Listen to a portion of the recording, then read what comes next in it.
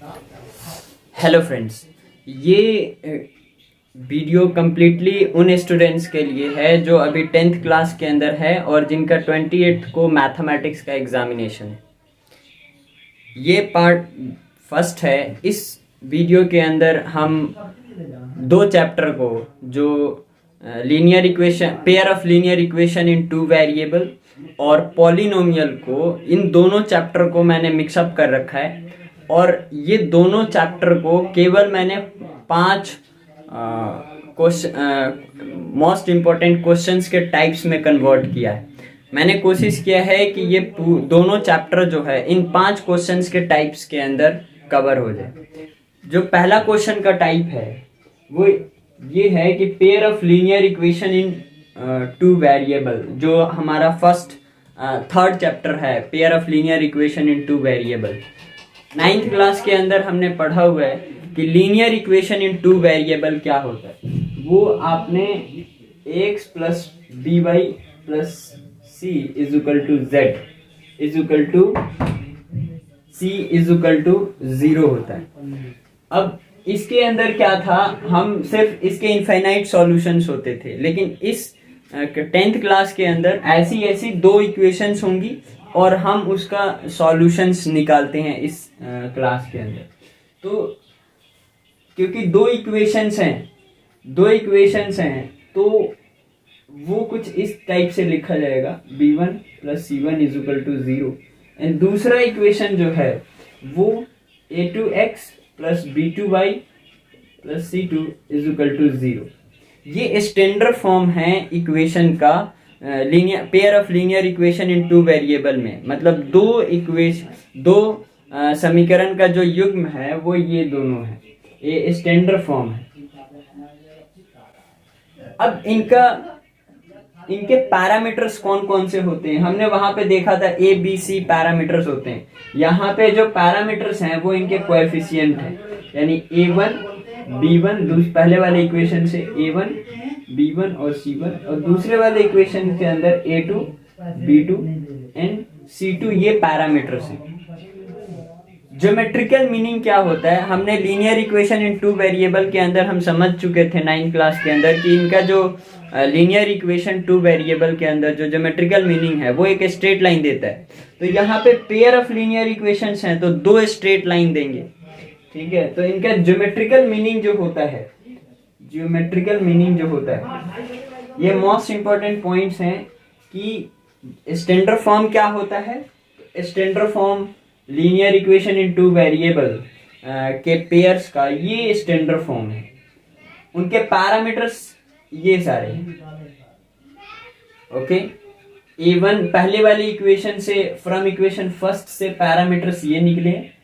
a1 क्या होता है, जो x के साथ वाला होता है, b1 जो है वो y का जो कोएफिशिएंट होता है वो होता है, और c1 जो कांस्टेंट टर्म होता है वो होता है। दूसरे वाले इक्वेशन से वैसे ये फ्रॉम इक्वेशन फर्स्ट एंड ये from equation second. Geometrical meaning क्या होता है इनका, अब क्योंकि एक linear equation in two variable का ज्योमेट्रिकल मीनिंग स्ट्रेट लाइन होता है, तो इसका भी स्ट्रेट लाइन होगा, लेकिन पेयर ऑफ स्ट्रेट लाइंस होंगे। Conditions for number of solutions, तो कंडीशंस कि कितने सॉल्यूशंस होंगे। Linear equation in two variable की एक इक्वेशन का इनफाइनाइट सॉल्यूशन होता है, लेकिन linear equation in two variable के पेयर्स का के फाइनाइट नंबर ऑफ सॉल्यूशंस होते हैं। कुछ केसेस में इनफाइनाइट होता है, वो हम देखते हैं कि किन पेयर्स के सॉल्यूशंस कितने होंगे। अब सॉल्यूशंस का क्या मतलब होता है तो जरा समझते हैं। कंडीशंस, ये मोस्ट इंपॉर्टेंट है पॉइंट इसके अंदर, condition for number of solutions, कि कितने सॉल्यूशंस होंगे उसकी क्या कंडीशंस हैं। तो आप पैरामीटर से पता लगा सकते हो कि सॉल्यूशंस कितने होंगे, और उस आधार पे आप कंसिस्टेंसी इक्वेशन की कंसिस्टेंसी बता सकते हो कि वो कंसिस्टेंट है कि नॉन। अभी मैं बताता हूँ कंसिस्टेंट और नॉन कंसिस्टेंट क्या होता है। इनके क्या करो, आप कोएफिशिएंट्स के रेशो लो। जितने भी कोएफिशिएंट्स हैं, जो पैरामीटर्स मैंने बताए हैं ऊपर, उनके आप रेशो लो। a1 a2 is equal to if a1 a2 upon में b1 b2 that is equal to c1 c2। Corresponding ratios हैं, x के कोएफिशिएंट के रेशोज एंड y के कोएफिशिएंट के रेशोज अगर इक्वल हो जा रहे, तो आप बोलोगे इस केस में कि इसके अंदर इनफाइनाइट सॉल्यूशंस होते हैं, इनफाइनाइट सॉल्यूशन होते हैं।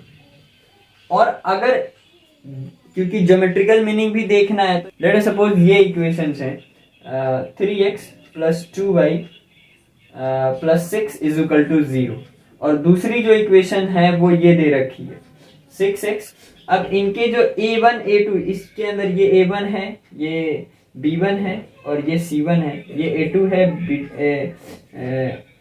b2 है और ये c2 है। तो इसके अंदर देखोगे 3 अपॉन में 6 इज इक्वल टू हाफ होगा, और मतलब a1 अपॉन में a2, a1 अपॉन में a2 जो है ये भी हाफ है,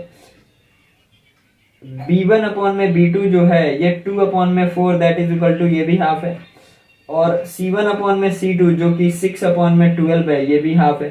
तो इसका मतलब है कि a1 अपॉन में a2, b1 अपॉन में b2 और c1 अपॉन में c2 जो है ये इक्वल है।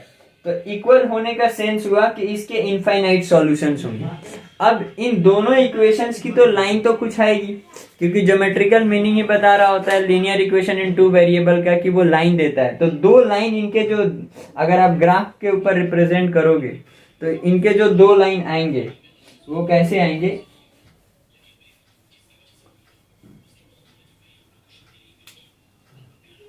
वो इनफाइनाइट सॉल्यूशंस के केस में जो लाइंस आते हैं वो एक लाइन के ऊपर दूसरी लाइन कोलैप्स्ड होती है। इसको हम क्या बोलते हैं, कॉलिनियर लाइन।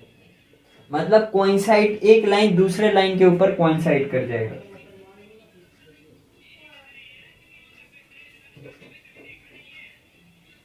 ठीक है। अब जिसकी जो है ना सॉल्यूशंस होते हैं, इनफाइनाइट सॉल्यूशन हो या सॉल्यूशन अवेलेबल होता है, तो हम बोलते हैं कि ये जो सिस्टम ऑफ इक्वेशन है, सिस्टम ऑफ इक्वेशंस किसको बोला जाता है, जब दो लाइन हो या दो से अधिक लाइंस हो तो इन लाइंस के कॉम्बिनेशन को हम सिस्टम बोल देते हैं कि सिस्टम ऑफ इक्वेशंस है। तो ये सिस्टम ऑफ इक्वेशंस जो होगी वो कॉन्सिस्टेंट होगी, हम उसको बोलेंगे कि ये कॉन्सिस्टेंट है। तो आप बोलोगे कि ये जो है ना कॉन्सिस्टेंट, कॉन्सिस्टेंट, क्योंकि इनके कुछ सॉल्यूशंस हैं। दूसरा केस क्या होता है, अगर a1 अपॉन में a2 is not equal to b1 upon में b2 हो गया, तो तीसरा जो तीसरा पैरामीटर है उसको कंपेयर करने की जरूरत ही नहीं। आप क्या लिखोगे, इस केस के अंदर जो सॉल्यूशन आता है वो क्या होते हैं, वो यूनिक सॉल्यूशन होता है। यूनिक सॉल्यूशन का मतलब केवल एक और एक ही सॉल्यूशन होगा। और जब इनका आप अगर ग्राफिकली रिप्रेजेंट करोगे इन सिस्टम ऑफ इक्वेशंस को, यानी कि लाइन को अगर ग्राफ के ऊपर रिप्रेजेंट करोगे तो वो ग्राफ कुछ ऐसा इंटरसेक्टिंग लाइन बन रहा होगा, और जहां पे ये इंटरसेक्ट कर रहे होंगे उसी इंटरसेक्शन, वही इंटरसेक्शन पॉइंट इसका सॉल्यूशन होगा, क्योंकि यहाँ पे हर एक पॉइंट्स के ऊपर ये कोइंसाइड कर रहा था। एक के ऊपर दूसरी लाइन थी तो हर एक पॉइंट के ऊपर वो कट कर रहा है, इस वजह से वहां पे इनफाइनाइट सॉल्यूशन है। लेकिन इस केस के अंदर केवल और केवल एक ही पॉइंट के ऊपर इंटरसेक्ट कर रहा होगा, तो वही वाला पॉइंट जो है इसका सॉल्यूशन होगा। और क्योंकि इसके भी एक सॉल्यूशन है तो इसको भी हम बोलते हैं कि ये कॉन्सिस्टेंट सिस्टम ऑफ इक्वेशंस है, ये भी कॉन्सिस्टेंट। जो थर्ड पॉइंट है, वो थर्ड पॉइंट क्या है कि आपको जो है, आप जब कंपेयर करोगे तो a1 अपॉन में a2 is equal to b1 upon में b2 हो जाएगा, लेकिन जो c1 अपॉन में c2 है वो इक्वल नहीं होगा। तो इस केस के अंदर आप क्या बोलोगे कि नो सॉल्यूशंस, इसके अंदर सॉल्यूशन होता ही नहीं है। मतलब इस सॉल्यूशन का मतलब होता है pair of linear equation in two variable का, कि वो दो जो लाइंस हैं वो एक दूसरे को कहाँ पे काट रही हैं और कितने पॉइंट्स पे काट रही हैं। अगर कट कर रही हैं तो सॉल्यूशन अवेलेबल है, अगर कट नहीं कर रही तो सॉल्यूशन नहीं है। तो जाहिर सी बात है पैरेलल लाइंस जो होती हैं वो कट नहीं कर रहे होते एक दूसरे को। तो इस केस इसका जो है, जो ग्राफिकल रिप्रेजेंटेशन करोगे in linear equation in two variables के जो दोनों लाइंस हैं, तो वो एक लाइन दूसरे लाइन का पैरेलल है, ठीक है। और इन सिस्टम ऑफ इक्वेशन को आप क्या बोलोगे कि इनकंसिस्टेंट। तो ये चीजें हैं, इनके ऊपर जो है ना क्वेश्चंस देखो किस टाइप के बनेंगे। एक तो वन न्यूमेरिकल क्वेश्चन जो एमसीक्यू टाइप क्वेश्चंस होता है, उसके अंदर डायरेक्ट आपसे पूछ देगा कि लीनियर इक्वेशंस के पेयर दिए हुए होंगे और उसके अंदर आपसे पूछेगा कि ये बताओ कि कंसिस्टेंट है कि नहीं है, या फिर ये पूछेगा कितने नंबर ऑफ सॉल्यूशंस अवेलेबल है। तो आप उसको सॉल्व करने नहीं जाओगे, जो मेथड्स आगे हम पढ़ने वाले हैं उससे आप डायरेक्टली उनके पैरामीटर्स को चेक करोगे कि इन तीनों में से किसको सेटिस्फाई कर रहा है। उस हिसाब से आप आंसर दोगे कि यूनिक सॉल्यूशन है, मतलब केवल एक और एक सॉल्यूशन है, इनफाइनाइट सॉल्यूशन है, या फिर कोई सॉल्यूशन नहीं है। अगर सारे को एक नंबर के क्वेश्चंस को जो मेथड्स हैं उससे करोगे तो वो टाइम ज्यादा लगेगा। एग्जांपल के तौर पे यहाँ पे ये 3x + 2y + 6 = 0, और यहाँ पे दे दिया है 2x + 3y + 5 = 0। अब ये बोलेगा, ये सिस्टम ऑफ इक्वेशन दे देगा, बोलेगा बताओ इसके कितने सॉल्यूशंस हैं। तो आप इनको सॉल्व करने नहीं जाओगे, बस इनके पैरामीटर्स को आप चेक कर लोगे। अगर पूछेगा सॉल्यूशन क्या है इसका ये बताओ, तो उसके लिए हम आगे मेथड्स पढ़ने वाले हैं कि कैसे सॉल्यूशन कैलकुलेट किया जाता है। लेकिन अगर सिर्फ ये पूछे कि कितने नंबर ऑफ सॉल्यूशंस हैं, तो आप इनके पैरामीटर्स को कंपेयर कर सकते हो। 3/2 और मतलब A1/A2 जो है वो है 3/2, और B1/B2 जो है वो कितना है 2/3। तो क्या यहाँ पे 3/2 बराबर होता है क्या 2/3 के? तो आंसर इज नॉट।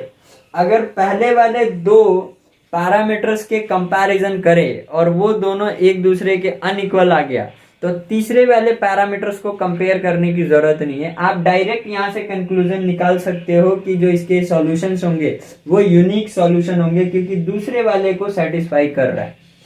तो यूनिक सॉल्यूशन का मतलब हो गया कि जो लाइंस बन रहे हैं दोनों, वो एक दूसरे को इंटरसेक्ट कर रहे होंगे किसी पर्टिकुलर पॉइंट पे, मतलब ये और ये कंसिस्टेंट होगा। तो इन तीनों में से कुछ भी पूछ सकता है कि कितने पॉइंट्स के ऊपर एक दूसरे को इंटरसेक्ट करेंगे जो लाइन है, तो एक पॉइंट्स पे। कंसिस्टेंट है कि नहीं है, तो ये कंसिस्टेंट है क्योंकि सॉल्यूशन अवेलेबल है इसका, ठीक है। अब इसके अंदर एक और टाइप के क्वेश्चंस बन जाएंगे। क्वेश्चंस के टाइप क्या होंगे? ऐसे क्वेश्चंस बोलेगा कि आपको ये क्वेश्चन दे देगा 3x + 2y + 5 = 0, और इधर लिख देगा 6x, दूसरी वाली इक्वेशंस जो होगी वो कुछ ऐसे लिख देगा 6x + my +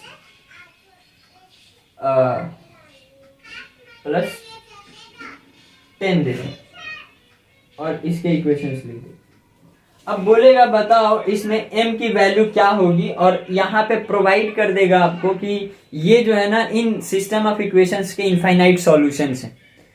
वो बोल देगा इस बार की इनफाइनाइट सॉल्यूशंस है। तो इसके इनफाइनाइट सॉल्यूशन का केस के अंदर क्या होता है, आपको पता होता है कि जो पैरामीटर्स होंगे वो इस वाले को फॉलो करेंगे। इनफाइनाइट सॉल्यूशन के केस में एक लाइन दूसरे लाइन के ऊपर कोइंसाइड होती है, तो ये वाले को फॉलो करेंगे। तो आप वही वाला लगा सकते हो, ये जो कंडीशंस हैं उसको लगा सकते हो। तो 3/6 = 2/m है ना। आगे वाला लिखो, नहीं लिखोगे इससे ही आप कैलकुलेट कर सकते कि m की वैल्यू क्या होगी। तो यहाँ पे जब मैं सॉल्व करूंगा इसको 2 हो जाएगा, m की वैल्यू जो है वो आपकी हो जाएगी 2 × 2 = 4। ये वाली चीज उधर चली जाएगी, m की वैल्यू उधर चली जाएगी, यानी m = 4 आ जाएगी। तो यहाँ से m की वैल्यू आप कैलकुलेट कर सकते हो। ठीक है, तो उस अकॉर्डिंग अब इस टाइप के क्वेश्चंस पूछ सकता है। ये जो मैं इसके ऊपर क्वेश्चंस दे रहा हूँ, ये क्वेश्चंस आपने ट्राई कर लेने इनके बेसिस पे। ठीक है, जिससे कि क्लियर हो जाएगा ये पूरा कंसेप्ट। मैंने टाइप्स करा दिए इसके कि किस टाइप के क्वेश्चंस पूछ सकता है इस क्वेश्चंस के टाइप के ऊपर। दूसरा क्या है कि हमें अभी तो हमने पता कर लिया कि कितने सॉल्यूशंस होंगे, लेकिन सॉल्यूशन क्या होगा वो नहीं पता किया है। ये कंडीशन से सिर्फ ये पता चल जाता है कि कंसिस्टेंट है कि नहीं, ग्राफ कैसे बनेंगे, ग्राफ का शेप कैसा होगा, पैरेलल होगा, एक दूसरे के ऊपर कॉलिनियर होगा, या फिर वो एक दूसरे को इंटरसेक्ट कर रहा होगा किसी पर्टिकुलर पॉइंट को। लेकिन हमने ये नहीं पता करा है कि वो जो सॉल्यूशंस होंगे वो क्या क्या सॉल्यूशंस होंगे, यानी अगर यूनिक सॉल्यूशन है तो वो यूनिक सॉल्यूशन क्या होगा, वो कैसे पता करेंगे सिस्टम ऑफ इक्वेशंस के अंदर। ठीक है, तो उसके ना मेथड्स हैं, 2 तरीके हैं उसको करने के।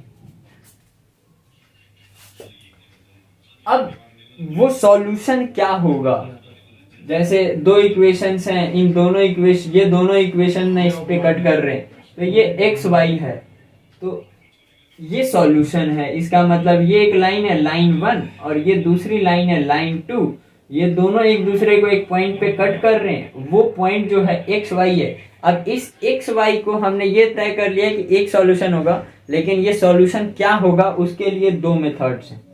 एक जो मेथड है वो ग्राफिकल मेथड, दूसरा अलजेब्रिक मेथड। अलजेब्रिक मेथड के अंदर 3 होते हैं, एक सब्स्टिट्यूशन विस्थापन विधि होता है, दूसरा जो होता है वो एलिमिनेशन होता है, एक और है थर्ड क्रॉस मल्टीप्लिकेशन मेथड, लेकिन वो आपके सिलेबस से इस टाइम कटा हुआ है। तो हम ये केवल अलजेब्रिक मेथड के अंदर 2 तरीके करेंगे। ओके, एग्जाम्पल, उसके बाद हम ग्राफिकल मेथड देख लेंगे कि ग्राफिकल मेथड से कैसे किया जाता है। तो पहले हम अलजेब्रिक मेथड देखते हैं, उस क्वेश्चन से सॉल्व करने की कोशिश करेंगे, इजी क्वेश्चन से। उसके बाद जो है ना,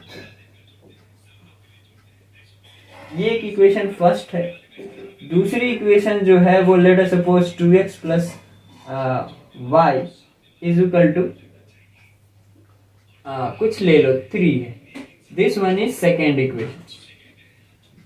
तो सबसे पहले तो सॉल्यूशन निकालने से पहले आप पहले फटाफट चेक कर लो कि सॉल्यूशन मौजूद भी है कि नहीं, मतलब ये सिस्टम ऑफ इक्वेशन जो है, ये सिस्टम ऑफ इक्वेशन कॉन्सिस्टेंट भी है कि नहीं है। तो कॉन्सिस्टेंट का मतलब होता है कि जो a1 है, a1 यहाँ पे 1 है और a2 जो है वो 2 है, b1 जो है वो 1 है और c1 जो है b2 जो है वो भी 1 है। तो अगर मैं इनके कंपेयर करूंगा इनके पैरामीटर्स को, तो जरा देखो 1/2 यानी a1/a2 जो है वो क्या होगा 1/2, और दूसरा 1/b1/b2 अगर चेक करूंगा तो 1/1, यानी a1/a2 is not equal to b1/b2। तो ये कौन सा कंडीशन है, ये यूनिक सॉल्यूशन वाला कंडीशन है। तो यूनिक सॉल्यूशन के अंदर मतलब एक सॉल्यूशन मौजूद है। ठीक है, ये आपने अगर सॉल्यूशन निकालने को बोले सब्स्टिट्यूशन मेथड से, तो इसको रफ में कर सकते हो आप, ये यहाँ पे करके दिखाने की जरूरत है नहीं। सॉल्यूशन रहेगा तभी आप सॉल्यूशन इन मेथड से निकालोगे ना। अगर मान लो कि ये कुछ ऐसा आ जाता a1/a2 is equal to b1/b2 और नॉट इक्वल टू c1/c2 आ जाता, तो ये तो पैरेलल लाइन वाली कंडीशन है। तो पैरेलल लाइन वाले कंडीशन के अंदर सॉल्यूशन नहीं होता तो आप निकालोगे क्या। तो ये रफ में आप करके एक बार चेक कर सकते हैं। यूजुअली आपको देगा तो वो सॉल्यूशंस होंगे उसी का देगा निकालने के लिए। ठीक है, तो यहाँ पे सॉल्यूशन मौजूद है। सॉल्यूशन जब मौजूद है तो आप जो है इसको निकाल कैसे सकते हो। तो पहला जो तरीका है वो है विस्थापन विधि यानी सब्स्टिट्यूशन। तो by substitution method, substitution method के अंदर सबसे पहला स्टेप जो होता है, स्टेप फर्स्ट जो होता है वो क्या होता है कि आप एक वेरिएबल को सब्जेक्ट बनाओ, दूसरे वेरिएबल के फॉर्म में। कहने का मतलब है यहां से पहला कोई भी दोनों में से एक इक्वेशन उठाओ, x plus Y is equal to 6, इसमें दोनों में से किसी एक इक्वेशन को सब्जेक्ट बना लो। सब्जेक्ट बनाने का मतलब होता है कि उस वेरिएबल को एक साइड रखो और दूसरा वाला वेरिएबल जो है वो दूसरी वाली साइड लेके चले जाओ। सारे जो भी यहाँ पे नंबर्स हैं उस एक वेरिएबल को एक साइड रखो और सारी चीजें उधर लेके चले जाओ। ओके, स्टेप 2 क्या होता है? स्टेप 2 जो है, ये जो एक्स वाई के टर्म्स में निकाला है इसको दूसरे वाले इक्वेशंस में एक्स की जगह पे रख दो। यानी जिस भी वेरिएबल को सब्जेक्ट बनाया है उसकी जगह पे रख दो इसकी वैल्यू। तो put the value of x in second equation. दूसरी वाली उसी वाली इक्वेशन में मत डाल देना, जिस इक्वेशन से निकाला है सब्जेक्ट बना करके उस वाले इक्वेशन में मत डालना, दूसरी वाली इक्वेशन में डालना होता है। तो 2 x की जगह पे रखो 6 minus Y plus Y is equal to 3। जब इसको सॉल्व करोगे तो ये आएगा 12 minus 2y plus Y is equal to 3। ये आ गया आपका ये 12 माइनस 3, ये वाला 3 को उधर लेके गया और जब इसको सॉल्व किया तो ये आया माइनस वाई। जो माइनस वाई जो होगा ये उधर जा करके प्लस वाई बन जाएगा, नहीं तो ये बना y इज इक्वल टू क्या 9। ये क्यों किया? यहाँ पे हमारे को सब्जेक्ट बना करके दूसरे वाले में उसकी जगह पे पुट करने से फायदा क्या हुआ कि ये जो इक्वेशन है ना वो एक वेरिएबल में इक्वेशन बन गया है। एक वेरिएबल वाले इक्वेशंस को हम सॉल्व कर सकते हैं। अब y की वैल्यू आ गई है। अब दोनों में से किसी इक्वेशन में या रास्ते में कहीं पे भी किसी भी इक्वेशंस, जो भी इक्वेशंस आपको मिली है उसके अंदर y की वैल्यू पुट करके आप निकाल सकते हो कि x की वैल्यू क्या होगी। एग्जांपल ये वाला मैं इक्वेशन यूज कर दे रहा हूं, यानी फर्स्ट इक्वेशन जो है, तो put the value of y, the value of y in equations first, किसी भी इक्वेशन में पुट कर दो। तो इक्वेशन फर्स्ट क्या है? x plus Y is equal to 6, y की जगह पे 9 रख दो। x plus 9 is equal to 6, यानी x की वैल्यू है 6 minus 9 that is equal to -3, यानी x की वैल्यू -3 है। तो अगर मान लो ये जो दो इक्वेशंस थी वो कुछ ऐसी थी, जाहिर सी बात है क्योंकि a1 अपॉन में a2 is not equal to b1 upon में b2 आया था, तो उसके यूनिक ही सॉल्यूशन होंगे, मतलब एक और केवल एक ही सॉल्यूशन होगा। तो एक और एक केवल सॉल्यूशन होगा तो उसका ग्राफिकल जो रिप्रेजेंटेशन है वो कुछ ऐसा हो रहा होगा, एक दूसरे को इंटरसेक्ट कर रहा होगा। तो वो वाला जो पॉइंट होगा ना वो क्या, कौन सा पॉइंट है? वो ये वाला पॉइंट, यानी कि -3 एंड 9। इस वाले पॉइंट के ऊपर ये दोनों जो लाइन है वो एक दूसरे को कट कर रही होंगे। सॉल्यूशन का मतलब यही होता है, वो पॉइंट जहां पे ये दोनों लाइन एक दूसरे को कट करें। अब इसी वाले इक्वेशंस को हम एलिमिनेशन मेथड से करेंगे, यानी विलोपन विधि से। सब्स्टिट्यूशन नाम से पता चलता है, सब्स्टिट्यूट का मतलब होता है एक चीज को हटा करके दूसरे चीज उसकी जगह पे रखना, ठीक है। तो वही काम, इस वजह से इसका सब्स्टिट्यूशन नाम पड़ा, ये विस्थापन नाम पड़ा, ठीक है। दूसरे वाला है कि एलिमिनेशन मेथड से कैसे करेंगे। अब मेथड कोई सा भी हो, अगर सिस्टम ऑफ इक्वेशन वही है तो जाहिर सी बात है सॉल्यूशन सेम आएगा। तो हम यही वाले इक्वेशंस को लेंगे, सिस्टम ऑफ इक्वेशन को लेंगे, लेकिन मेथड अपना दूसरा रहेगा इसको सॉल्व करने का। ओके, हमारे आंसर वही आने चाहिए। तो एलिमिनेशन मेथड में पता है क्या होता है, इसके अंदर आपने क्या देखना होता है कि देखो सबसे पहले इन दोनों इक्वेशंस के अंदर क्या किसी वेरिएबल का जो कोएफिशिएंट है वो सेम है क्या, सेम मैग्नीट्यूड बस चेक कर लो। मैग्नीट्यूड इनका क्या, इसके अंदर x जो है इसका जो कोएफिशिएंट है ये 1 है और इसका जो कोएफिशिएंट है ये 2 है, ये तो सेम है नहीं। दूसरे वाले का एक बार चेक कर लो, यहाँ पे इसका कोएफिशिएंट 1 है और दूसरे वाले इक्वेशन में भी y का कोएफिशिएंट 1। तो दोनों इक्वेशन में y का कोएफिशिएंट जब सेम है, सिर्फ मैग्नीट्यूड चेक करो, प्लस माइनस मत देखो, हालांकि यहाँ पे दोनों ही प्लस में है, लेकिन सिर्फ आप मैग्नीट्यूड चेक करो, ठीक है। अगर मैग्नीट्यूड भी सेम है और साइन भी दोनों का सेम है, यहाँ पे भी +1y है, यहाँ पे भी +1y है, तो इस केस में आप क्या करो कि एक इक्वेशन को दूसरे इक्वेशन से घटा दो, किसी से कोई सा भी घटाओ। तो यहाँ पे मुझे मैं क्या कर रहा हूं, 1 में से सेकेंड को घटा रहा हूं। यहाँ पे मुझे कोई मॉडिफिकेशन करने की जरूरत नहीं पड़ी। जैसे देखो, इसमें से जब इसको मैं घटाऊंगा तो x में से 2x जाएगा तो -x आएगा, और y में से y जाएगा तो ये खत्म हो जाएगा। सेम कोएफिशिएंट रहने के लिए इसलिए बोला है क्योंकि ये जब मैं माइनस करूं तो खत्म हो जाए। इज इक्वल टू क्या आएगा, 6 में से 3 जाएगा, कितना बचेगा 3, यानी यहां से x की वैल्यू कितनी आ जाएगी, -3। तो -3 क्या अपना x आया था कि नहीं आया था। अब क्या करो, अब फिर से वही करो, x की वैल्यू जो है ना दोनों में से किसी के अंदर पुट कर दो।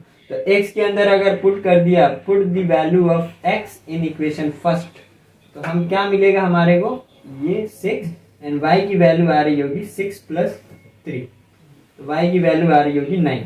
तो देखो जरा, क्या इस वाले मेथड से भी वही आंसर आया कि नहीं है। मेथड चेंज होने से आंसर चेंज नहीं होता है, आंसर वही रहेगा। अब जरा एक काम करते हैं, मैं इसी वाले, अब ये वाला इक्वेशन से तो हमने वेरीफाई कर लिया कि ये सेम आ रहा है, लेकिन अब दूसरा इक्वेशन ले करके देखते हैं जरा।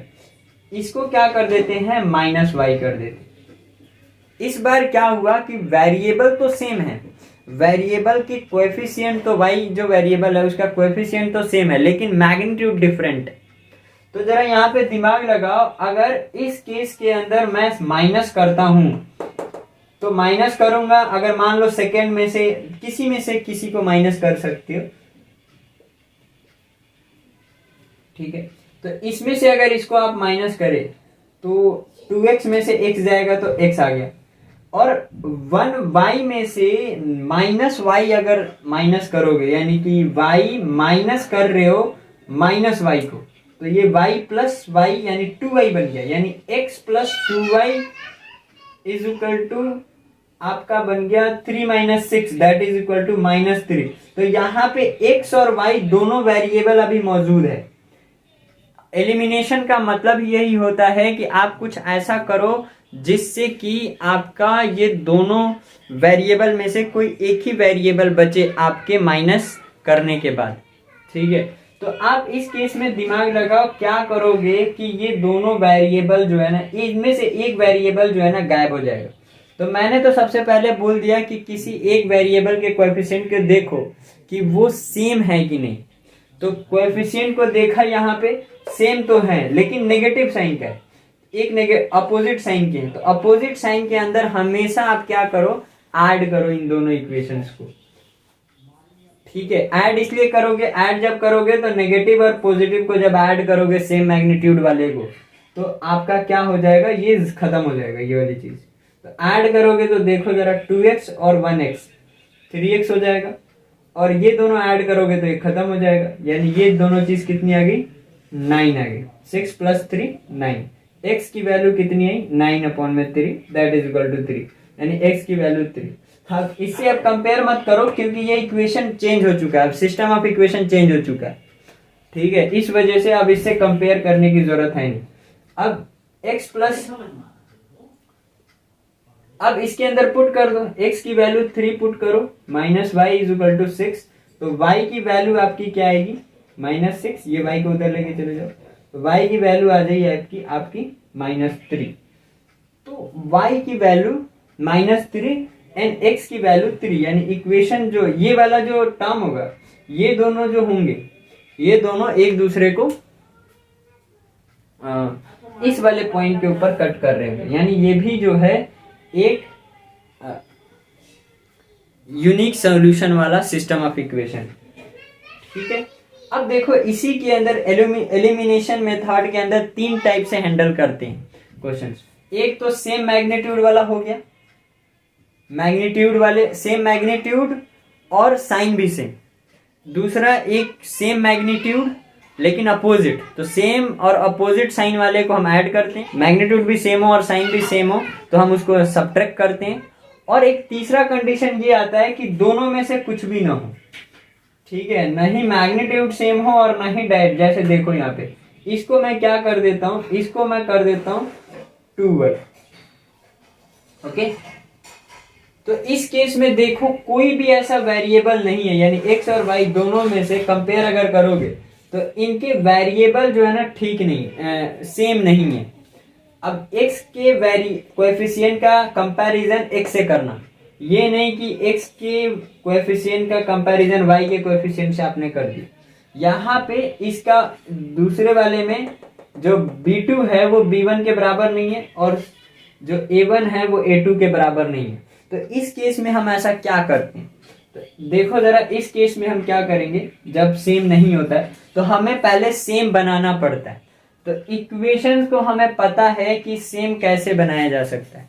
सेम अगर बना, ये वेरिएबल के कोएफिशिएंट को अगर सेम बनाना है तो आप क्या करो, देखो दूसरे वाले इक्वेशंस में कोएफिशिएंट क्या है, 2 है x का, तो या तो x के कोएफिशिएंट को सेम बना दो दोनों इक्वेशन के, या फिर y के कोएफिशिएंट को सेम बना दो।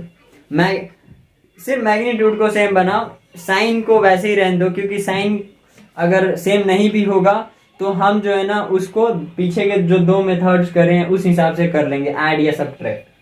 तो यहाँ पे देखो ये वाले इक्वेशंस के अंदर कोएफिशिएंट 1 है, तो उसको 2 कैसे बनाया जा सकता है, तो मैं क्या करूंगा 2 से मल्टीप्लाई कर दूंगा पहले वाले इक्वेशन में। तो मॉडिफिकेशंस स्टेप फर्स्ट इसके अंदर क्या होता है कि आप क्या करो, मेक द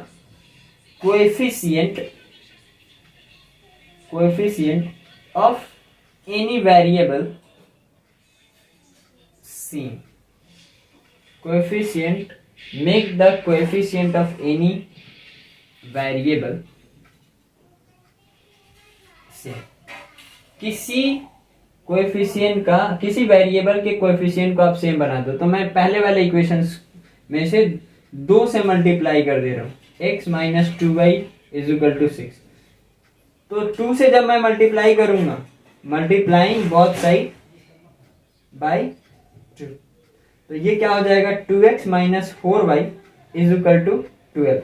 अब कई स्टूडेंट सोचेंगे कि यहाँ पर 2 से अपने मर्जी से कैसे मल्टीप्लाई कर दिए। अब इक्वेशन के अंदर क्या होता है कि आप सेम नंबर से दोनों साइड मल्टीप्लाई कर दो तो वो इक्वेशन वही होती है जो पहले वाली होती है, ठीक है। इक्वेशन का मतलब बस इतना होता है कि लेफ्ट हैंड साइड वाले को राइट हैंड साइड वाले के हमेशा बराबर रहना चाहिए। अगर बराबर है तो कोई मैथमेटिक्स के अंदर प्रॉब्लम नहीं। तो ये वाले इक्वेशंस के अंदर हमारा काम भी निकल गया कि दूसरे वाला जो इक्वेशन था उसका वेरिएबल से हमने सेम बना दिया, और इक्वेशन अभी भी होल्ड कर रही है क्योंकि हमने दोनों तरफ 2 से मल्टीप्लाई किया है। इज इक्वल टू के इधर वाले नंबर को भी 2 से मल्टीप्लाई किया है और इधर वाला जो 6 था उसको 12 बना दिया है। तो इक्वेशन पे कोई फर्क पड़ा नहीं, ठीक है। अब क्या करो, ये थर्ड इक्वेशन मान, अब देखो जरा जो सेकेंड वाली इक्वेशन है और थर्ड वाली इक्वेशन है इसके अंदर x का कोएफिशिएंट सेम हो चुका है और साइन भी सेम है। तो साइन भी सेम और मैग्नीट्यूड भी अगर सेम है, न्यूमेरिकल वैल्यू भी सेम है और साइन भी सेम है, तो आप क्या करते हो, सब्ट्रैक्ट करते हो, किसी में से किसी को कर दो। तो मैं क्या कर रहा हूँ, थर्ड में से सेकेंड को कर रहा हूँ। सेकेंड को जब माइनस करूंगा तो ये x, ये वाला टर्म जो है ना खत्म हो जाएगा, क्योंकि सेम साइन है और सेम मैग्नीट्यूड है, तो वो 2x माइनस 2x 0 हो जाएगा और माइनस 4y में से 1y जाएगा तो वो कितना बचेगा, माइनस 5y, नहीं, इज इक्वल टू 12 में से 3 जब जाएगा तो ये बचेगा 9। तो y की वैल्यू कितनी हो जाएगी, 9 अपॉन में माइनस 5। ओके, ऐसा नंबर आ जाएगा। ये मैंने अपनी तरफ से लिया था, इस वजह से कुछ ऐसी नंबर आ रहा है, कोई नहीं है, ऐसी मेथड यही है, आपने मेथड सीखना। तो माइनस 9 अपॉन में y5 को जो है ना आप किसी के अंदर पुट कर दो। लेट सपोज इसके अंदर आपने पुट कर दिया,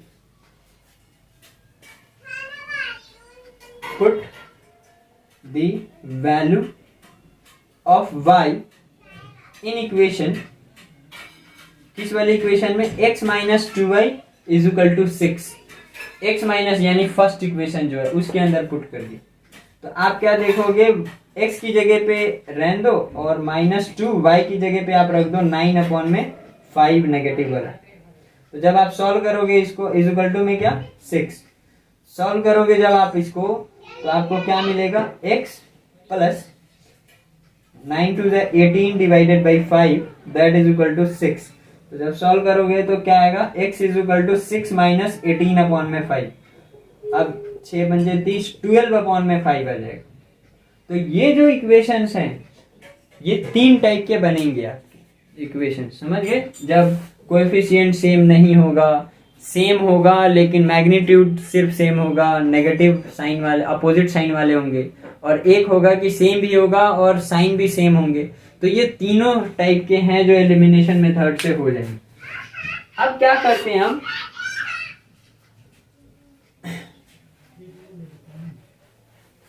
अब ये 2 मेथड से हमने सॉल्व कर लिया। अब इसके लिए जो मैं ये क्वेश्चंस दे रहा हूं, ये क्वेश्चंस की प्रैक्टिस जो है ना आप इन अलजेब्रिक मेथड वाले दोनों का कर लेना, ठीक है।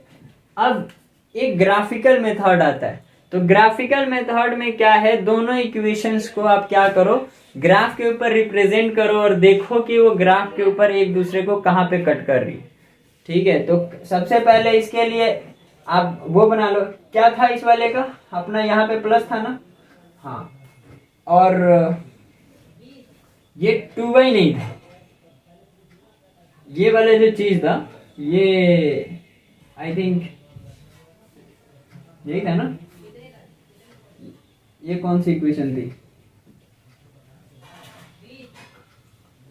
ये मेरे हिसाब से ये 1x था, ठीक है। तभी तो ये माइनस जब हुआ था इसमें से तो ये y इज इक्वल टू 3 आया था, तो y तो 3 आ नहीं रहा, यानी कि इसमें से ये खत्म हुआ था, ये वाली चीज बनती और ये वाली चीज 2 थी नहीं, तो इसमें से इसको माइनस किया था तो ये वाली चीज x हो गई थी और ये खत्म हो गया था तो -3 आ गया था। हाँ, x की वैल्यू जो है ना ये वाली 2 इक्वेशंस थी। अब इसको ग्राफ के ऊपर कैसे रिप्रेजेंट किया जा सकता है, तो ग्राफ के ऊपर रिप्रेजेंट करने के लिए पहले दोनों के सॉल्यूशंस लिख लो। आप 9th क्लास में इनके सॉल्यूशंस निकाल चुके हो नहीं, तो पहली वाली इक्वेशंस के लिए जब सॉल्यूशन लिखूंगा तो x और y देखो जरा, आप पहले x की जगह पे 0 रखो तो y की जगह पे देखो क्या आएगा, x 0 रखा तो y is equal to 6, y अब 0 रखो तो y की जगह पे अगर 0 रखोगे तो x की वैल्यू 6 आ जाएगी नहीं, तो y 0 x 6, 2 बना लिया आपने।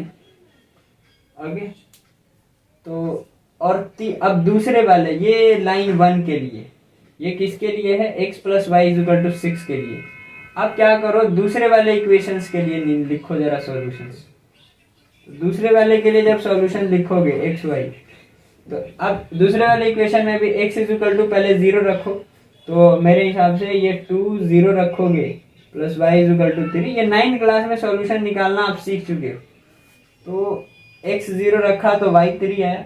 अब क्या करो, y 0 रखो, तो y जब 0 रखोगे 2x plus 0 is equal to 3, तो 2x जो है वो 3 हो जाएगा और x की वैल्यू 3/2 यानी 1.5 आ जाएगी, ठीक है।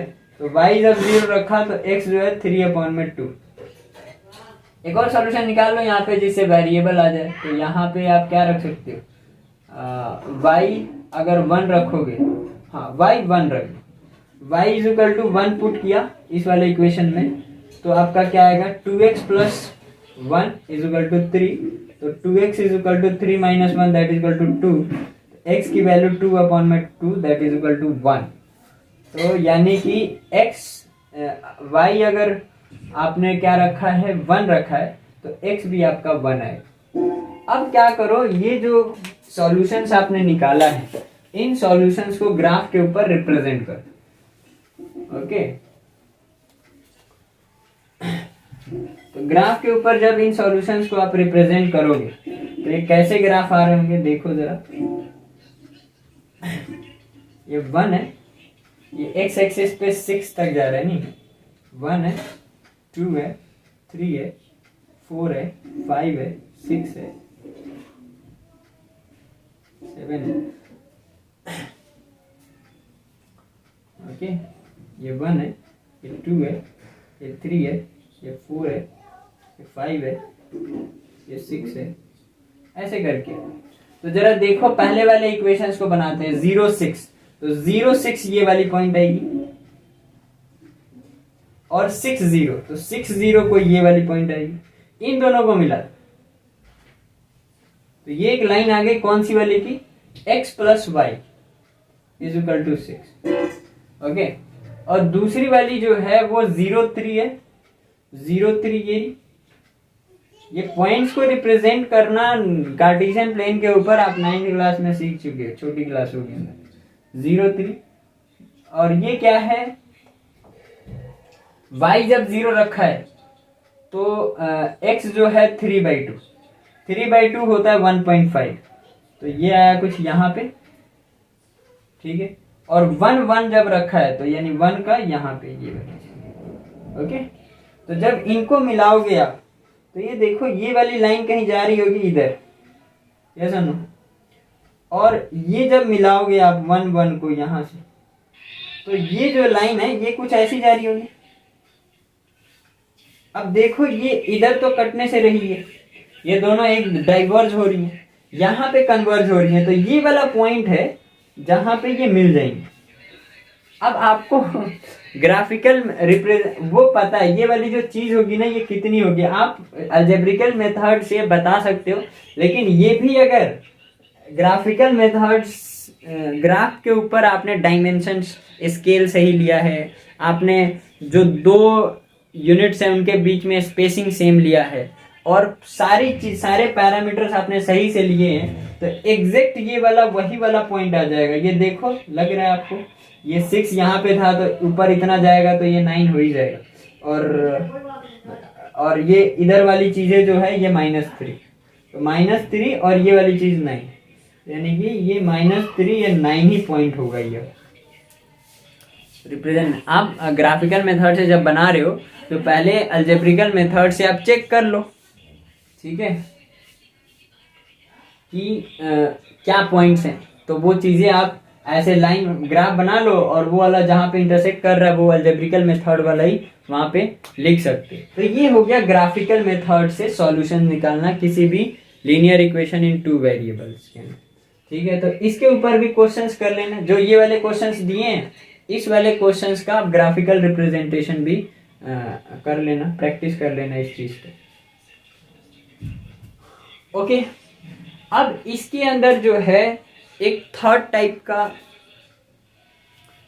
टाइप की प्रॉब्लम्स हैं। ये अब चैप्टर, इस वाले चैप्टर के अंदर ये लास्ट टाइप है क्वेश्चंस का। ये 2 टाइप्स थे जिसके अंदर पहले मैंने बेसिक चीजें बताया, लीनियर इक्वेशन इन 2 वेरिएबल्स के पेयर का, और दूसरे वाले के अंदर मैंने सॉल्यूशंस अलग अलग मेथड से निकालना सिखाया। तीसरे वाले के अंदर जो है लैंग्वेज प्रॉब्लम होती है, सिचुएशनल प्रॉब्लम होता है। अब इसको भी मैंने क्वेश्चंस के टाइप्स में कन्वर्ट कर दिया, ठीक है। जो सिंपल सिचुएशनल प्रॉब्लम्स हैं ये आपके सिलेबस के अंदर है। अब उसके अंदर भी क्वेश्चंस के कुछ टाइप्स होते हैं। एक स्ट्रीम वाला क्वेश्चन पूछता है, up stream and down stream वाला। दूसरा एक एज वाला प्रॉब्लम आता है। इसके अंदर एज वाला प्रॉब्लम आप बोल देगा फादर जो है सन से 5 टाइम्स जो है 5 टाइम्स है कुछ साल पहले, और फिर वो कुछ टाइम के बाद, कुछ साल के बाद जो है उसकी 3 टाइम्स हो जाती है, तो फिर उनका प्रेजेंट एज क्या है, इस टाइप के क्वेश्चंस देता है।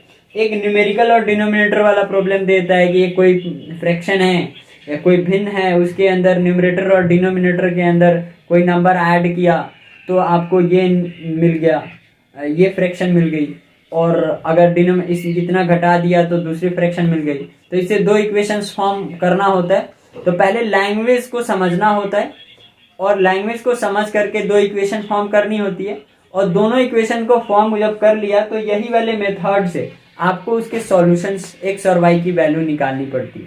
तो मैंने इन तीनों के ऊपर एक एक क्वेश्चंस लिए हैं। एक एक करके मैं सॉल्व करूँ, एक एक क्वेश्चन सॉल्व करूंगा और एक एक क्वेश्चन जो है इन तीनों के ऊपर जो है ना आपने एक और दो क्वेश्चंस की प्रैक्टिस करनी है 28th को जो एग्जामिनेशन होने वाला है उसके लिए। ठीक है, ठीक है।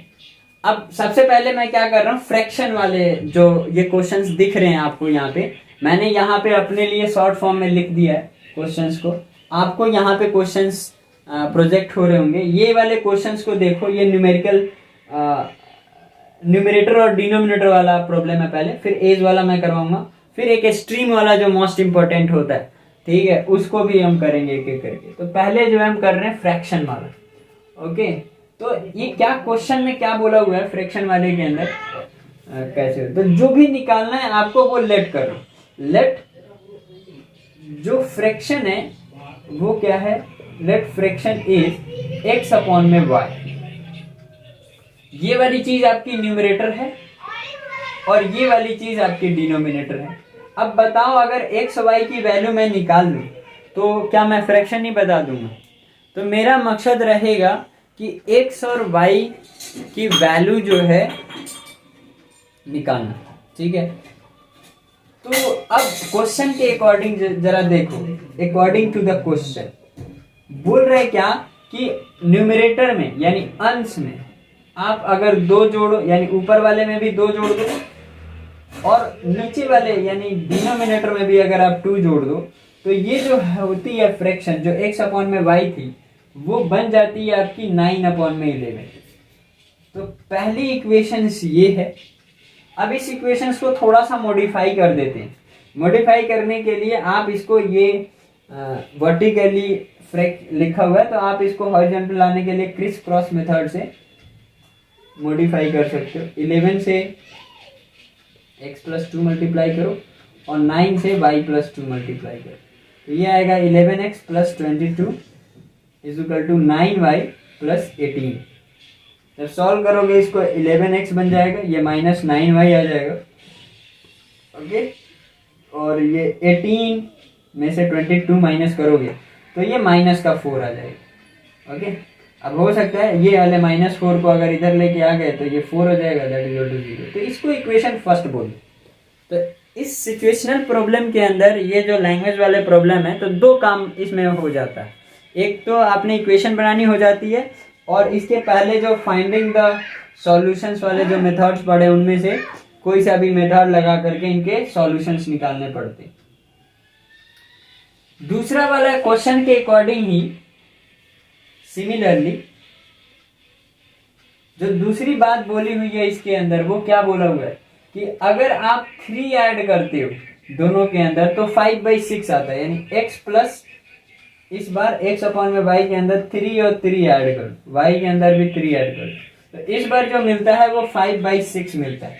इसको भी मॉडिफाई करो तो 6x प्लस 18, इसको इससे करोगे और इसको इससे करोगे तो ये बनेगा 5y प्लस 15। ये बन रहा होगा 6x minus 5y is equal to 15 minus 18।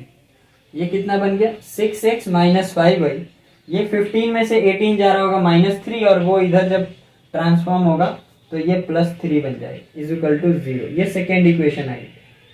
अब 2 इक्वेशन आपको मिल गई। ये 2 इक्वेशंस को सॉल्व करना एक्स वाई के लिए आपने इस वाले टाइप्स में किया हुआ है।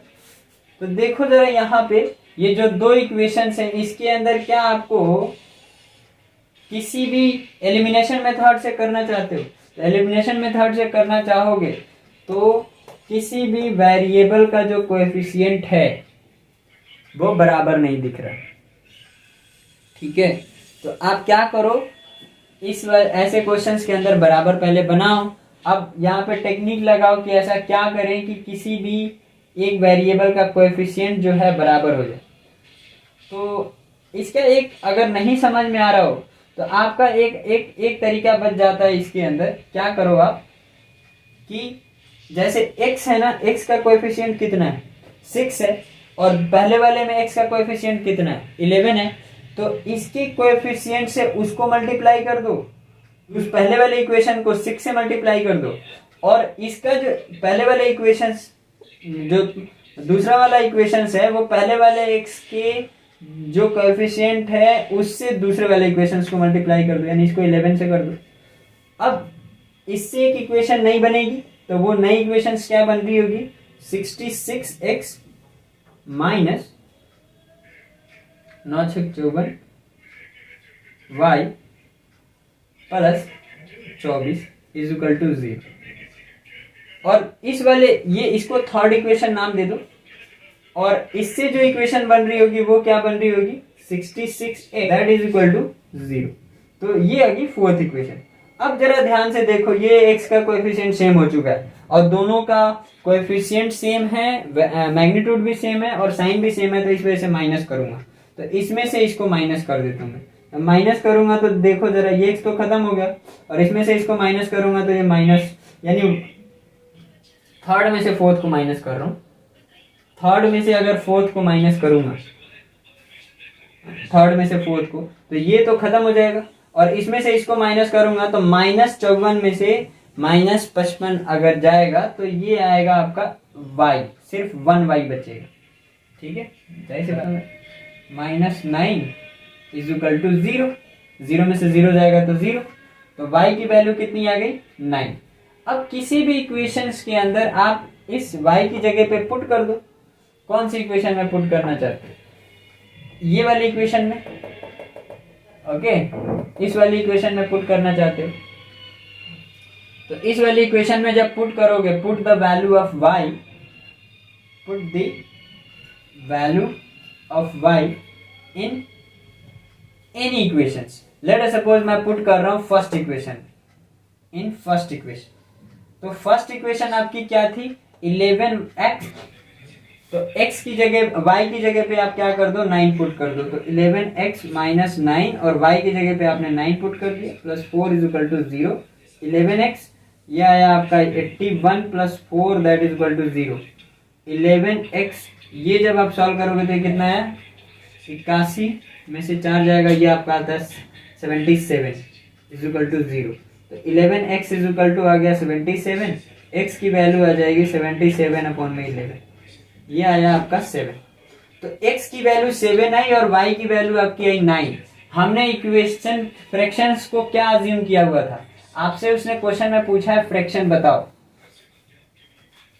ओके तो फ्रैक्शंस को हमने अज्यूम किया था x/y, तो x की जगह पे आप रख दो क्या 7, और y की जगह पे आप रख दो आपका 9 आया तो 9 रख दो। तो सो रिक्वायर्ड फ्रैक्शन इज,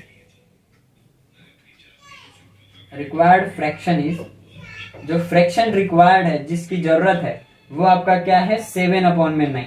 तो इसका आंसर आ जाएगा आपका 7/9। ओके, तो एक इस टाइप का क्वेश्चन आता है। ओके ठीक है, फिर एक इज वाला प्रॉब्लम आता है। इसके अंदर भी, इज वाले प्रॉब्लम के अंदर जैसे देखो, इस क्वेश्चन बोला है क्या, ये जो क्वेश्चंस आपको प्रोजेक्ट हो रहे हैं, इस वाले क्वेश्चंस में आप देखोगे तो लिखा हुआ है कि after 5 year age of Jacob become 3 times that of his son. तो अभी 5 साल बाद जो है जैकोब नाम का जो आदमी है, उसका एज जो है वो अपने सन से 5 टाइम्स ज्यादा हो जाता है, 3 टाइम्स सॉरी, आफ्टर 5 ईयर मतलब 5 साल बाद। And 5 year ago Jacob's age was 7 times. Jacob की जो एज है वो 5 साल पहले, अभी के एज से 5 साल पहले जो है वो 7 टाइम्स थी अपने 7 टाइम्स थी अपने सन से। ठीक है, फाइंड देयर प्रेजेंट एज, अभी के एजेस फाइंड कर लें। तो जो चीज फाइंड करना होता है वही चीज आप जो है लेट कर लेते हो। तो लेट इज प्रेजेंट एज जो है, present age of Jacob, Jacob की जो प्रेजेंट एज है उसको x मान लो, और जो present age of his son जो है उसको y मान लो। क्वेश्चन के अकॉर्डिंग देखो जरा, 2 पार्ट्स हैं क्वेश्चंस के।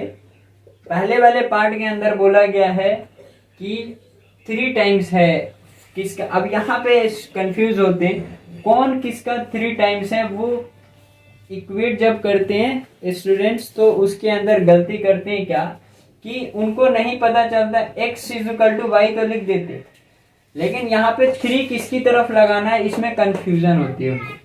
x क्या चीज लेट किया हुआ है बताओ, x को किस जैकोब की एज लेट किया हुआ है, और जैकोब कौन है, फादर है, तो फादर की एज जाहिर सी बात है ज्यादा है, 3 टाइम्स है ना उनका। तो अब बताओ इस इक्वेशंस को होल्ड कराने के लिए, इस इक्वेशंस को होल्ड कराने के लिए मैं अगर फादर की तरफ 3 से मल्टीप्लाई कर देता हूं, एक तो पहले से इनका एज ज्यादा है, लेट अस सपोज ये 60 ईयर की हैं और ये 20 का है, 3 साल 3 गुना अभी है इनसे। अब फादर के एज की तरफ ही 3 से अगर मल्टीप्लाई कर दिया तो ये तो क्या हो गया 18 180, 180 के बराबर क्या 20 है, ये तो कॉमन सेंस है कि नहीं होगा। तो जाहिर सी बात है कि आप जिनकी एज ज्यादा होती है उनकी तरफ डिवाइड करते हैं, यानी इसकी तरफ डिवाइड करें, यानी मल्टीप्लाई करेंगे जिनकी एज कम है यानी सन की तरफ। तो एक इक्वेशन तो ये बन गया क्वेश्चन के अकॉर्डिंग। सिमिलरली जो दूसरी इक्वेशन है, लेकिन ध्यान रहे उसने प्रेजेंट एज को नहीं बोला है कि 3 गुना है उनसे, उसने बोला है 5 साल बाद हो जाती है। तो प्रेजेंट एज 5 ईयर लेटर क्या एज हो जाएगी, 5 ईयर लेटर जो है उनकी एजेस क्या हो जाएंगी, जो फादर की एज है यानी जैकोब की जो एज है वो x+5 हो जाएगी, और जो सन है उनकी जो एज है वो कितनी हो जाएगी xy+5 हो जाएगी। तो क्वेश्चन के अकॉर्डिंग ये कितना है 3 गुना हो जाता है 5 साल बाद। तो x+5 और यहाँ पे y+5, इसको जब सॉल्व करोगे तो ये आएगा x+5 = 3y+15। जब सॉल्व करोगे तो x - 3y = 10। ये फर्स्ट इक्वेशन बनेगी। ओके,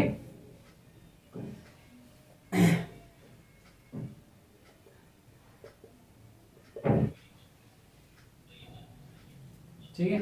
अब दूसरे में बोला है क्या कि आप जो इसी क्वेश्चंस के दूसरे पार्ट में बोला 5 साल पहले, तो 5 ईयर बिफोर क्या, 5 ईयर बिफोर जो एजेस थी वो फादर की जैकोब की कितनी थी, मतलब जो फादर है उसकी एजेस कितनी रहेगी, x माना है फादर के एज को तो x - 5 रहेगी, और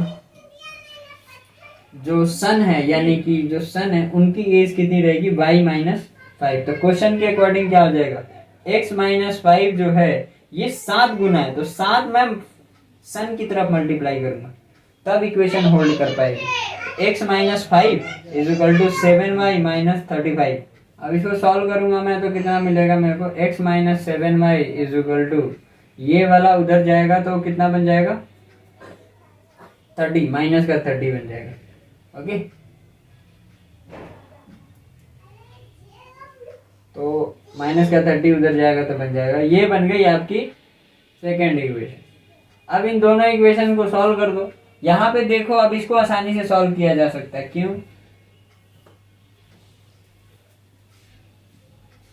क्योंकि इसके अंदर इसका कोएफिशिएंट 1 है और इसका भी कोएफिशिएंट 1 है, तो इसमें से इसको माइनस में कर सकता हूँ, या फर्स्ट में से आप क्या करो सेकेंड वाले इक्वेशन को घटा दो, सेकेंड को घटाओगे तो ये कैंसिल आउट हो जाएगा, और 3y में से 7y जब जाएगा तो ये बचेगा आपका 4y, और 10 में से 30 जाएगा तो ये बचेगा आपका 40। y की वैल्यू आ जाएगी 40 / 4 that is equal to 10। y 10 आ गया, आप किसी भी इक्वेशन में डाल दो, आप जैसे x - 3y, put the value of y in equation first, तो x - 3y = 10, x रहने दो और y की जगह पे आप 10 रख दो that is equal to 10। x की वैल्यू कितनी आ गई 10 + 30, नहीं तो ये आ गया आपका 40। तो x क्या किसको माना था x फादर की एज, और जो y जो माना था वो सन की एज माना था। तो सन की एज जो है वो आपकी आ रही होगी 10 ईयर का, और अभी वाली जो एज है वो सन की 10 साल है और फादर की जो है वो 40 ईयर एज है। अब इसको वेरीफाई भी कर सकते हो तुम। कैसे वेरीफाई कर सकते हो, देखो ये जैसे 40 साल तुमने निकाला फादर का, तो 5 साल पहले देखो, 5 साल पहले जो है इसकी क्या एज होगी, जो सन है उसकी 5 साल होगी, और जो फादर होंगे उसकी क्या एज होगी, उनकी एज होगी 35 साल। तो 35 क्या 5 का 7 टाइम्स है कि नहीं, तो क्वेश्चन में बोला हुआ है 5 साल पहले 7 टाइम्स होना चाहिए। अच्छा 5 साल बाद जो है इनकी एज कितनी होगी, फादर की एज 45 होगी, और सन की जो एज होगी 5 साल बाद वो 15 की हो जाएगी। तो 15 क्या 45 का, अब 45 जो है क्या 15 का 3 टाइम्स है कि नहीं, तो क्वेश्चन के अकॉर्डिंग 3 टाइम्स था। तो हम क्रॉस चेक भी कर सकते हैं कि हमारा क्वेश्चन सही है कि आंसर हमारा सही है कि नहीं। एक है एक्सट्रीम वाला प्रॉब्लम आता है, इसके अंदर जरा कंसेप्ट है वो क्या है, जरा ध्यान से देखो। अगर ये स्ट्रीम है, करंट है, मतलब धारा की वेव है, तो इसकी भी कुछ स्पीड होती है। लेट अस सपोज इसकी स्पीड x है, और इसके अंदर जो है ना नाव मूव कर रही है, ठीक है, तो नाव की भी कुछ स्पीड होती है अपनी, जो स्टिल वाटर में होती है। अगर धारा नहीं बह रही होती है तभी भी अगर उसकी कुछ ना कुछ स्पीड होती है। लेकिन एक होता है कि जिस डायरेक्शन में धारा बह रही है उसी डायरेक्शन में अगर नाव बह रही है तो हम उसको बोलते हैं डाउन स्ट्रीम। ये ध्यान रखें क्योंकि ये टर्म यूज करता है। अब दूसरा केस क्या है, ये केस 1 है, और केस 2 क्या है, अगर धारा की स्पीड जो है, धारा ऐसे बह रही है, इस डायरेक्शन में जा रही है, और आपकी नाव जो है वो कुछ इस इधर से इधर की और उसके अपोजिट डायरेक्शन में जा रही है, तो धारा की स्पीड x और नाव की स्पीड y है। यहाँ पे नाव की स्पीड y है, तो इस केस में ये अपोजिट जा रही है, तो इसको हम बोलते हैं अप स्ट्रीम। ये टर्म्स है। अब जब सेम डायरेक्शन में जा रही होती है तो जो नेट स्पीड होता है इनका, अप वेलोसिटी किस केस में, जब डाउन स्पीड, वेलोसिटी मतलब स्पीड, स्पीड जो है डाउन स्ट्रीम के केस में क्या हो जाएगा, जो नेट स्पीड है वो क्या हो जाएगा, वो x प्लस वाई हो जाती है, क्योंकि उसके अंदर एड अप हो जाता है, ठीक है। और दूसरे वाले केस के अंदर क्या हो जाती है, नाव की जो स्पीड होगी वो कम हो जाती है। अगर मान लो ये 10 से चल रही है, 15 से चल रही है, तो नेट जो है 5 का ही स्पीड बनेगा, किसका, नाव का। तो यहाँ पे जो स्पीड होगी किस केस के अंदर, अप स्ट्रीम के अंदर, वो होगी आपकी y माइनस एक्स। तो ये ध्यान रखना, तभी क्वेश्चन आप कर पाओगे। और ये फॉर्मूला आपने याद होना चाहिए कि टाइम का फॉर्मूला जो होता है वो डिस्टेंस अपॉन में स्पीड होता है। तो ये 3 चीजें आपको पता होनी चाहिए। ओके, देखो जरा क्वेश्चंस क्या है इसके ऊपर। एक बोट है जो 30 किलोमीटर चलती है अप स्ट्रीम में, और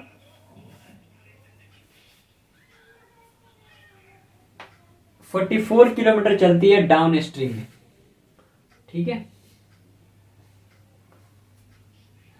इन 10 आवर, 10 आवर लेती है इसको करने में। तो पहला इक्वेशन लेट कर लो। इसने पूछा क्या, जो चीज पूछा होता है वही चीज लेट कर लेती। इसने पूछा है स्ट्रीम की स्पीड क्या होगी, और स्पीड ऑफ बोट क्या होगा इन स्टिल वाटर, मतलब पानी जब बह नहीं रहा नदी के अंदर तो क्या स्पीड होगा। तो जो चीज पूछा है उसको लेट करो। लेट मान लो कि जो स्पीड है किस चीज की, स्पीड ऑफ बोट है, उसको लेट कर लो कि ये y है, और स्पीड ऑफ करंट जो है, करंट बोलते हैं उस धारा को, ओके, जो स्ट्रीम की स्पीड बोलो या स्पीड ऑफ स्ट्रीम बोलो या स्पीड ऑफ करंट बोलो, उसकी स्पीड जो है ना दे रखी है, मान लो कि x है। तो क्वेश्चन के अकॉर्डिंग जरा देखो क्या लिख सकता हूं मैं।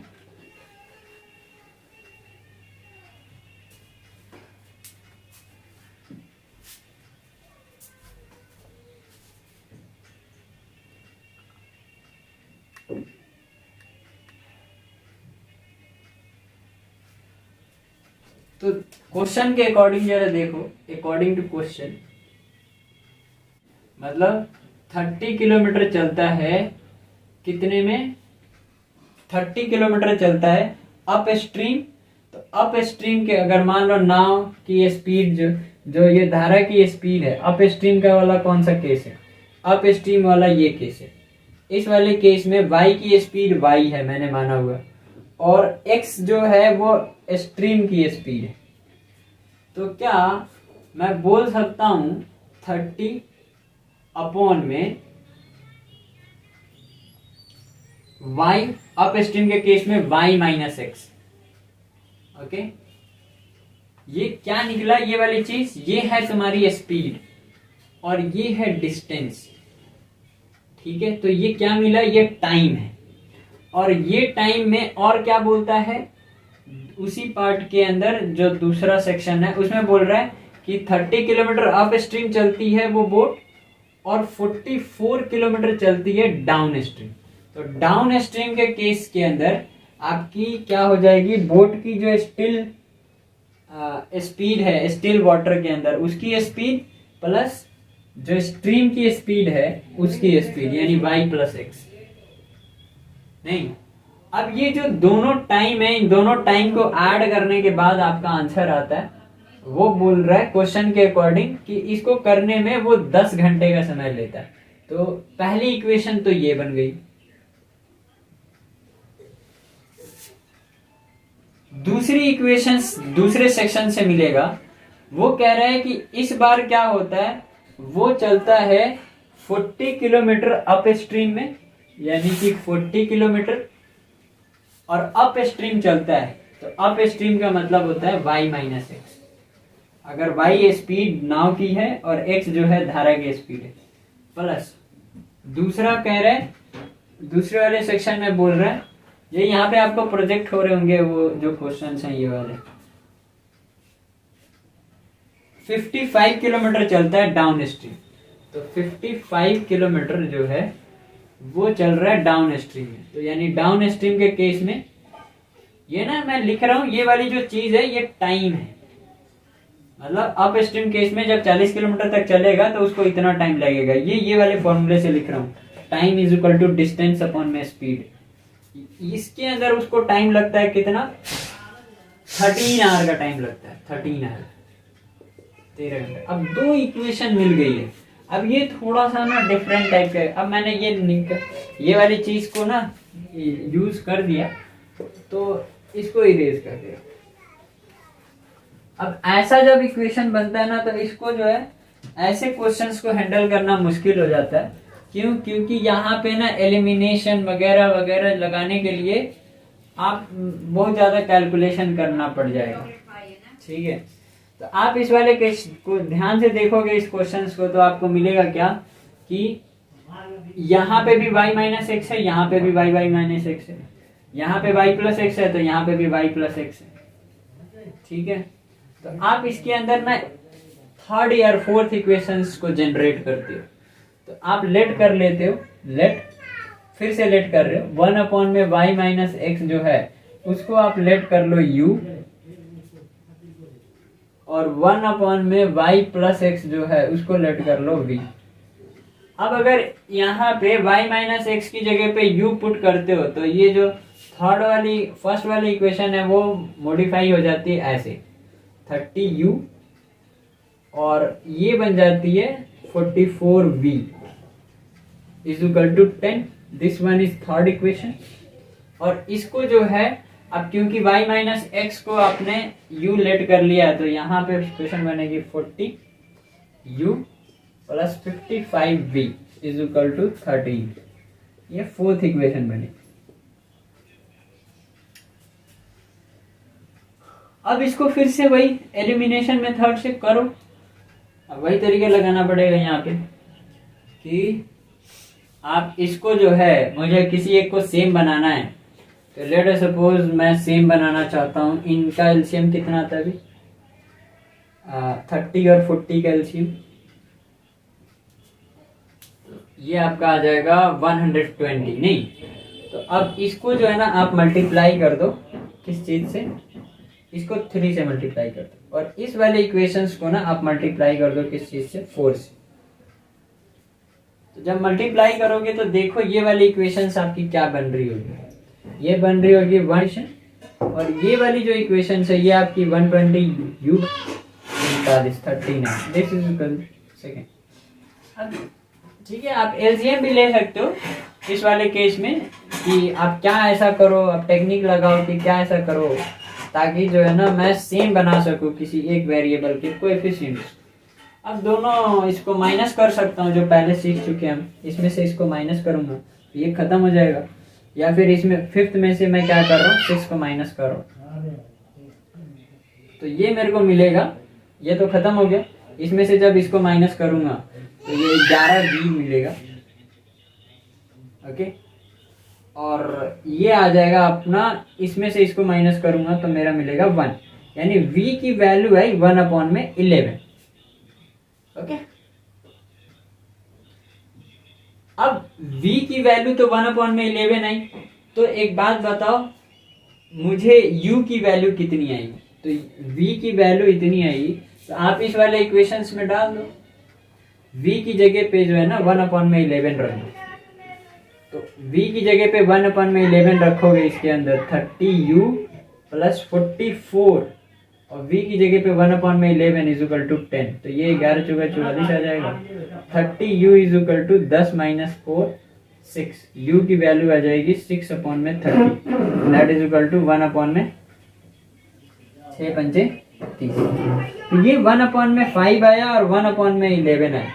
u और v तो हमने अपने मर्जी से लेट किया था, जरा ध्यान से देखो ये और थोड़ा सा बढ़ा जाएगा इसके अंदर और देखो क्या आगे प्रोसीड करने की जरूरत है। मैंने तो x और y की वैल्यू निकालनी है ना, स्पीड ऑफ बोट निकालनी है स्टिल वाटर में और करंट की निकालनी है, तो आप u की जगह पे पुट कर दो 1/y - x, u की जगह पे आप रख दो क्या 1/5, तो ये आपकी इक्वेशंस बन जाएगी, क्रिस क्रॉस करोगे तो 5 = y - x, this one is 7th equation. और इस वाले इक्वेशंस के अंदर अगर v की जगह पे 1/11 रख दो तो 1/y + x = 1/11, तो एक और इक्वेशन बनेगी 11 = y + x।